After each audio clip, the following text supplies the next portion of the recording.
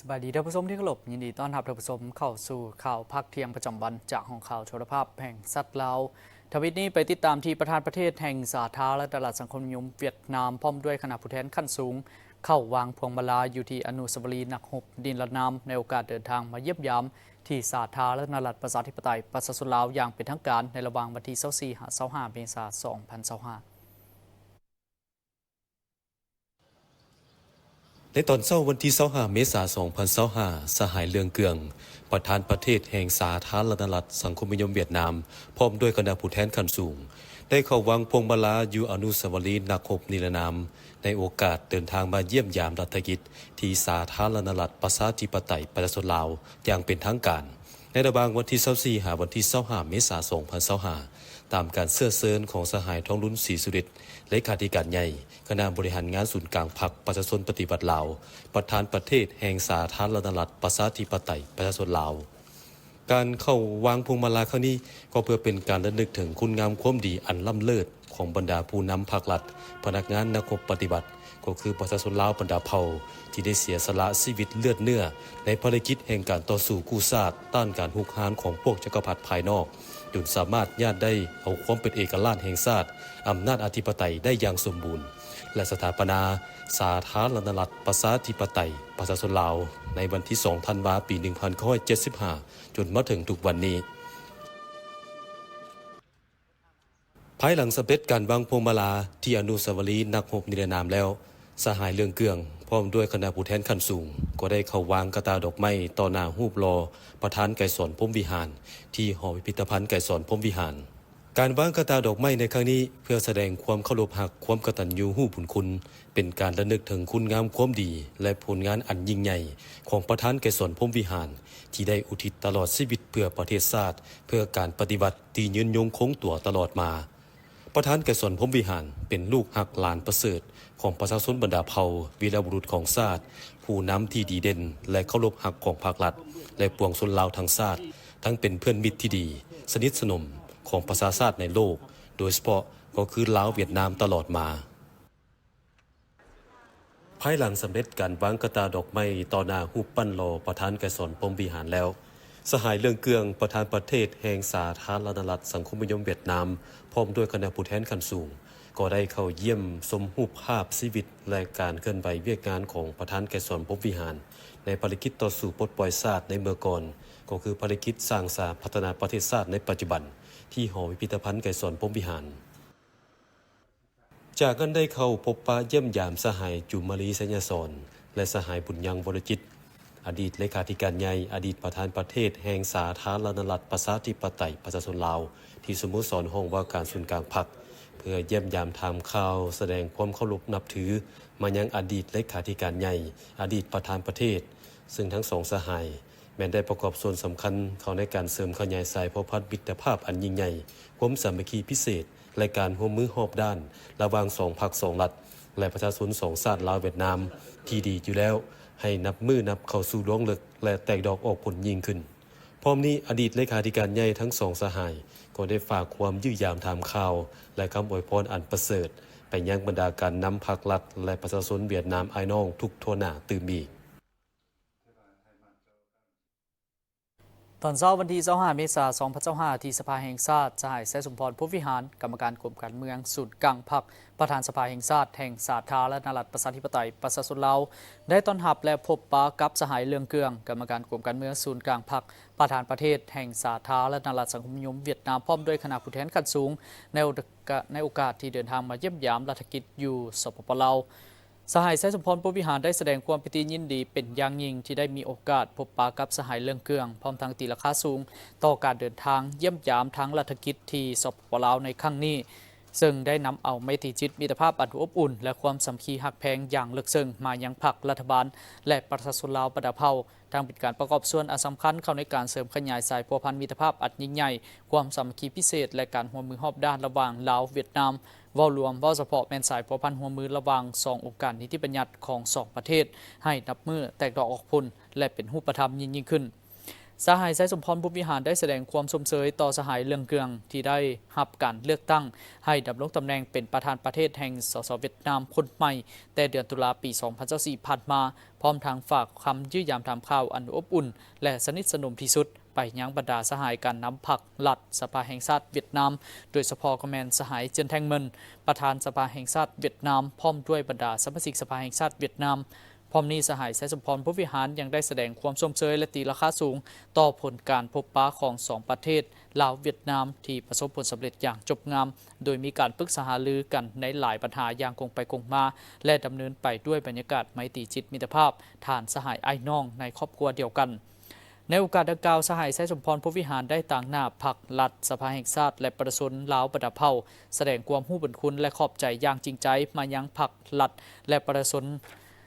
เวียดนามไอ้น้องที่ได้ให้การช่วยเหลือล้ำค่าและทันการให้แก่สปปลาวทั้งในสมัยต่อสู้กู้ชาติก็คือในระยะแห่งการปกปักรักษาและสร้างสรรค์พัฒนาประเทศชาติในปัจจุบันพิเศษแสดงความขอบใจอย่างจริงใจต่อการช่วยเหลือในหลายโครงการที่มีความหมายสำคัญและเป็นสัญลักษณ์แห่งการพัวพันร่วมมือของสองประเทศโดยเฉพาะหอสภาแห่งชาติลาวหลังใหม่ส่วนสหายเลืองเกืองก็ได้แสดงความขอบใจอย่างจริงใจต่อการต้อนรับอันอบอุ่นอันเต็มไปด้วยไมตรีจิตมิตรภาพฐานสหายไอ้น้องแสดงความขอบใจต่อสปปลาวในการร่วมมือและให้การสนับสนุนสสเวียดนามตลอดมาและยังได้แสดงความสมเชยต่อบรรดาผลสำเร็จของการพัวพันร่วมมือระหว่าง2ประเทศก็คือระหว่าง2องค์การนิติบัญญัติเวียดนามลาวที่ญาติมาได้ในตลอดระยะผ่านมาซึ่งได้ประกอบส่วนอันสำคัญเข้าในการเสริมขยายสายพัวพันและการร่วมมือ2ฝ่ายให้นับมือเจริญงอกงามและขยายตัวอย่างบ่หยุดยั้ง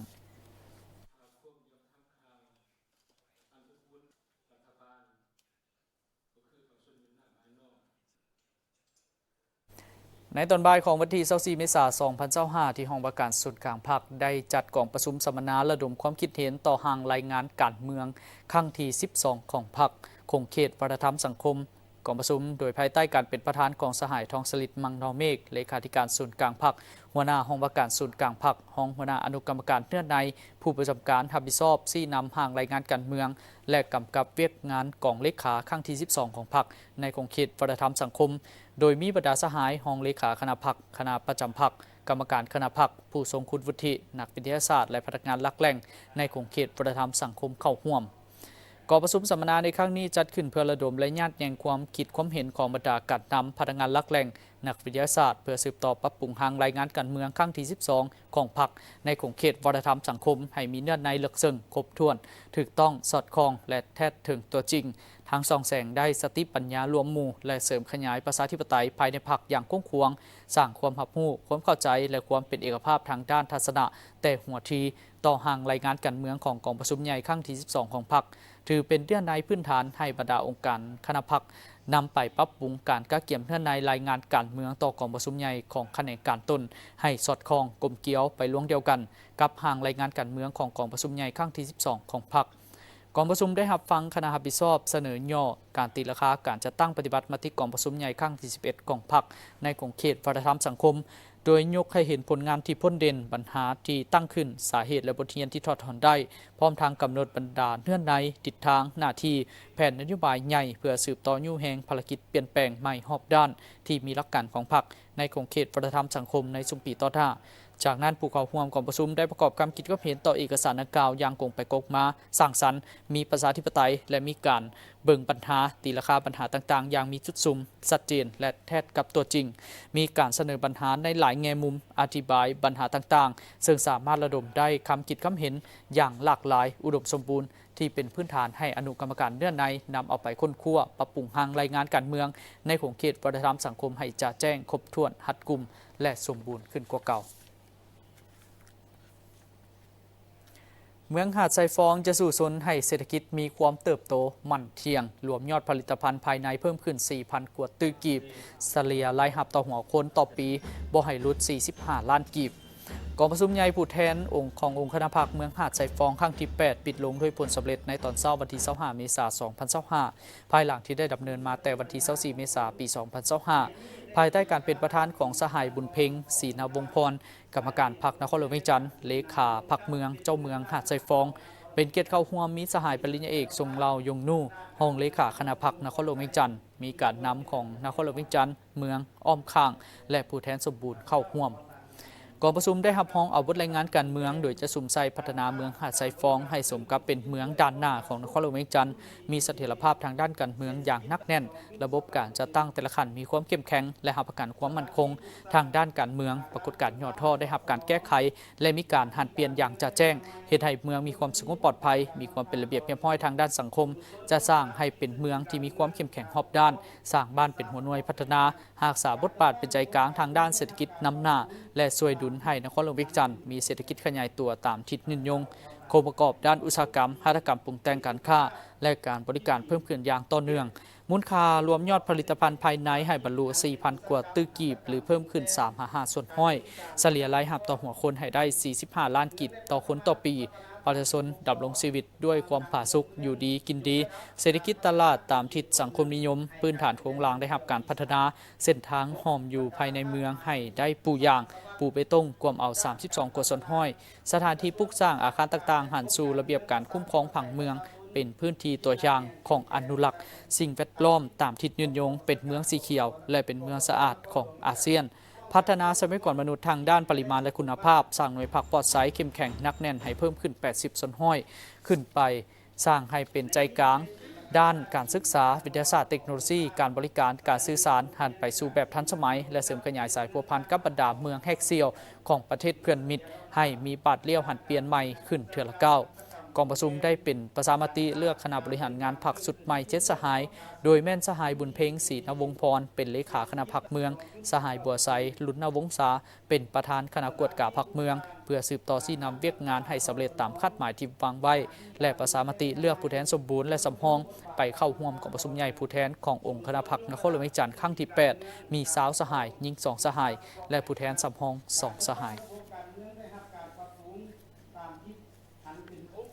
หลายภาคส่วนร่วมระดมความคิดเห็นในโครงเขตเวียกงานก่อสร้างและเวียกงานพนักงานในห่างรายงานการเมืองครั้งที่ 12 ของพรรคเพื่อให้มีเนื้อในสมบูรณ์ครบถ้วนหัดกลุ่มอนุกรรมการเนื้อในกองประชุมใหญ่ครั้งที่ 12 ของพรรคได้จัดกองประชุมสัมมนาระดมความคิดเห็นต่อห่างรายงานการเมืองครั้งที่ 12 ของพรรคโครงเขตเวียกงานก่อสร้างพรรคและเวียกงานพนักงานที่ห้องว่าการส่วนกลางพรรคภายใต้การเป็นประธานของสหายห้องศาสตราจารย์ภูวงศ์อุ่นคำแสนกรรมการศูนย์กลางพรรคห้องหัวหน้าอนุกรรมการเนื้อในกองประชุมใหญ่ครั้งที่ 12 ของพรรคโดยมีบรรดาสหายห้องเลขาคณะพรรคคณะประจำพรรคกรรมการคณะพรรคและพนักงานหลักแหล่งในโครงเขตเวียกงานก่อสร้างพรรคและเวียกงานพนักงานทั้งหมด 36 ภาคส่วนเข้าร่วมจุดประสงค์ของกองประชุมในครั้งนี้เพื่อระดมความคิดความเห็นจากภาคส่วนต่างๆประกอบเข้าในการกำหนดแนวทางการเมืองของพรรคในสาเหตุให้ห่างรายงานการเมืองครั้งที่ 12 ของพรรคมีเนื้อในลึกซึ้งครบถ้วนถูกต้องสอดคล้องและแท้ตัวจริงทางส่องแสงได้สติปัญญารวมหมู่และเสริมขยายประชาธิปไตยภายในพรรคอย่างกว้างขวางสร้างความรับรู้เข้าใจและความเป็นเอกภาพทางด้านทัศนะแต่หัวทีต่อห่างรายงานการเมืองของกองประชุมใหญ่ครั้งที่ 12 ของพรรคจากนั้นถือเป็นเนื้อในพื้นฐานเพื่อให้บรรดาองค์คณะพรรคนำไปปรับปรุงการกาเกี่ยมเนื้อในรายงานการเมืองต่อกองประชุมใหญ่ของตนให้สอดคล้องกลมเกลียวไปล้วงเดียวกันกับห่างรายงานการเมืองของกองประชุมใหญ่ครั้งที่ 12 ของพรรคผู้เข้าร่วมได้พร้อมกันประกอบความคิดความเห็นต่อเอกสารดังกล่าวอย่างสร้างสรรค์กงไปกงมามีประชาธิปไตยและมีการเบิ่งปัญหาก็คือตีราคาปัญหาต่างๆอย่างจัดแจ้งชัดเจนและแท้กับตัวจริงเกี่ยวกับการจัดตั้งปฏิบัติมติกองประชุมใหญ่ครั้งที่ 11 ของพรรคใน 5 ปีผ่านมาโดยลงลึกปัญหาที่พ้นเด่นปัญหาที่ตั้งขึ้นสาเหตุบทเรียนที่ถอดถอนได้และทิศทางหน้าที่แผนนโยบายใหญ่ในโครงเขตเวียกงานก่อสร้างพรรคและเวียกงานพนักงานในสุมปีต่อหน้าซึ่งสามารถระดมได้คำคิดคำเห็นอย่างหลากหลายอุดมสมบูรณ์ที่เป็นพื้นฐานให้อนุกรรมการเรื่องไหนนำเอาไปค้นคว้าปรับปรุงห่างรายงานการเมืองในโครงเขตดังกล่าวให้มีด้านในครบถ้วนจะแจ้งและหัดกลุ่มกว่าเก่าในปี 2024 ที่ผ่านมาการจัดตั้งปฏิบัติเวียกงานการแดงแห่งชาติมีผลสำเร็จอย่างน่าพึงพอใจ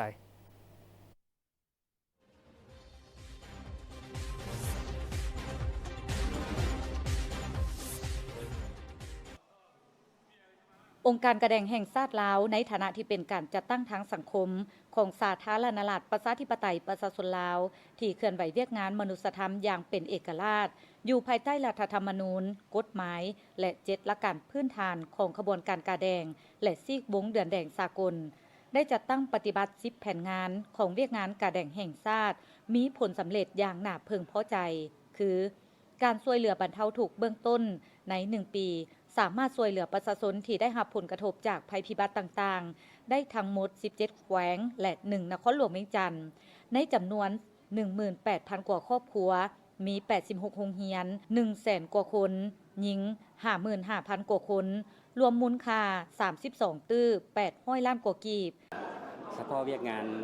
ผู้กุดมบริจาคเลือดและตอบสนองเลือดที่ปลอดภัยที่องค์การกระแดงแห่งชาติลาวรับผิดชอบนี้ในปี 2024 พวกเราทั่วประเทศได้การผู้กุดมบริจาคเลือดได้อยู่ 71,290 ถุงซึ่งว่าตามแผนการแล้วแม่นต้องได้บรรลุ 78,000 ถุงแต่ว่า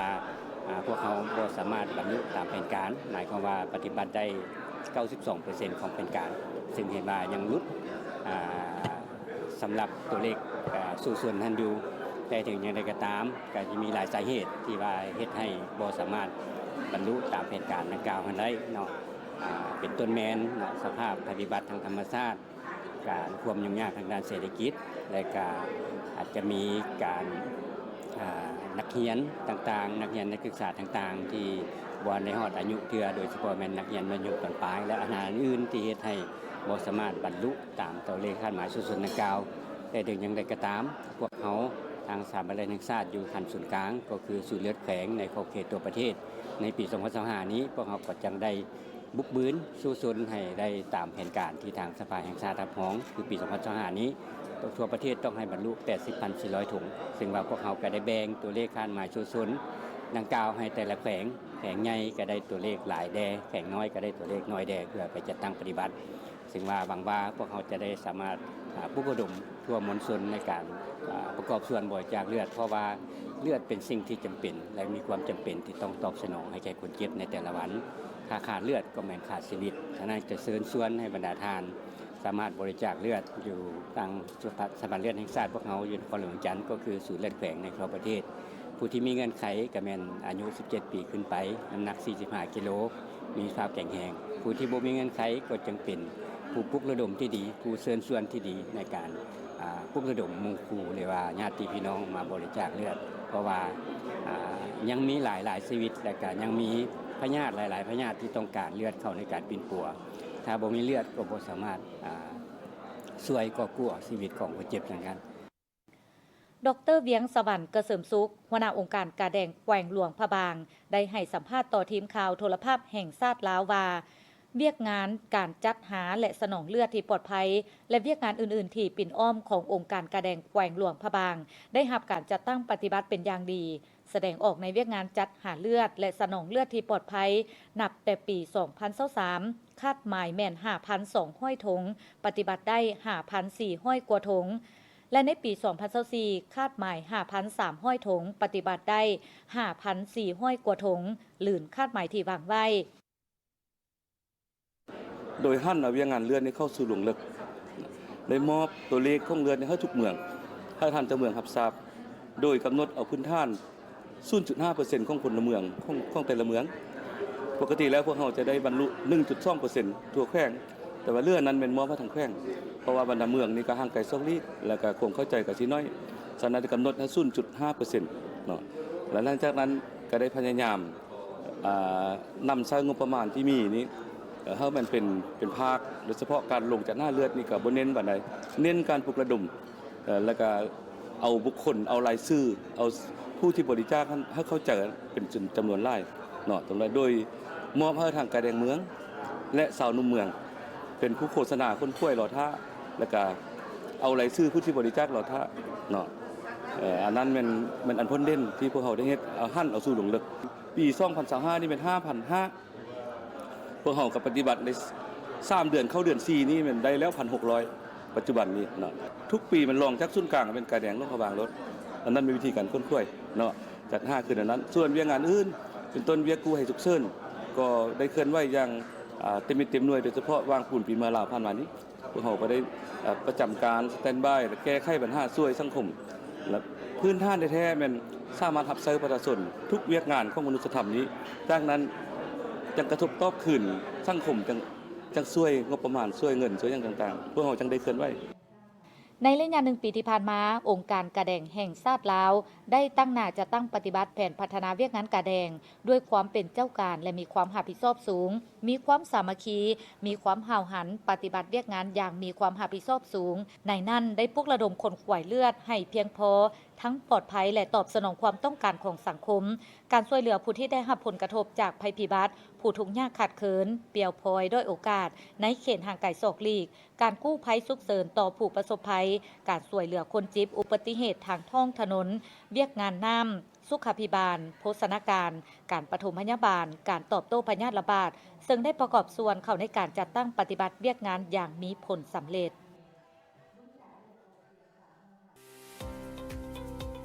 บริษัท FMB พัฒนาเทคนิคและการค้าจำกัดโซลูมและศูนย์ซ่อมแปลงรถที่ทันสมัยที่ได้รับความไว้วางใจจากลูกค้าตลอดมา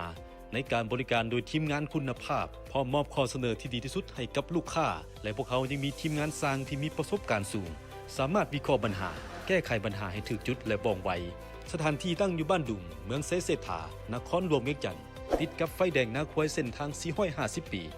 สามารถติดต่อเบอร์โทรและ WhatsApp 021-218-585 และ 020-554-67308 Facebook FMB Development Technical and Commercial Company Limited อีเมล fmbcarshowroom99@gmail.com นึกถึงโซลูมและศูนย์ซ่อมแปลงรถให้นึกถึงบริษัท FMB พัฒนาเทคนิคและการค้าจำกัด